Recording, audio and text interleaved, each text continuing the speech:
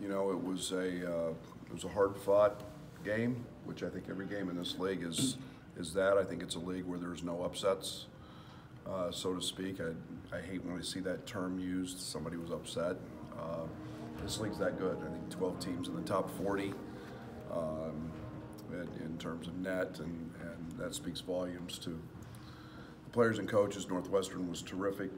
They made shots. Barron was spectacular. I've spoke ad nauseum, I guess, with my team and about my love for the Spencer kid. I thought he was terrific in terms of his competitive spirit.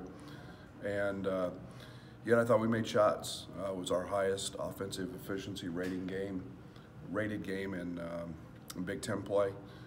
We were about 1.28, which was good.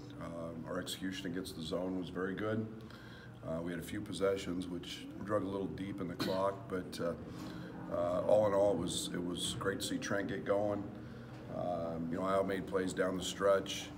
I thought Georgie was spectacular in the first half in terms of stressing their zone, and you know, now we got to go on the road and one of the most hostile places in the Big Ten, and a team that's playing exceptionally well at home, and you know, try to find a way. Brad, what's the dynamic of game planning for a team you know will shoot better than they did when they were here, and that you just saw recently? Well, the positive is it's fresh on our guys' minds. I mean, they remember the actions and the players. It's not like you see them in, you know, early January and you don't see them again until the first part of March. It's been a quick turn. You know, they've had two really good games. Obviously beating Michigan State handily at home. They lost a tough one, the game they played awfully well in at Michigan. And then they fought from behind. I think they were down 28-10 at Maryland on Saturday. But we know this is a team that has just wild swings in terms of their home and away. They're shooting the cover off of at home. They average almost 10 threes at home. And you've got to do a good job of taking that away. They rebound better at home. And then teams are only scoring 55, 56 points a game against them in Mackey. So they play with a different energy there. And yeah, we've got to be, you know, 10, 15, 20% better than we were here on that side of the court. In your experience, when you play a team that close together, do they throw different wrinkles at you, or is it just kind of doing what you do? Well, they're doing some things differently. They've made a few changes in terms of, you know, we've seen a huge jump in Williams' impact. We had a big game at Michigan. I think he had 36.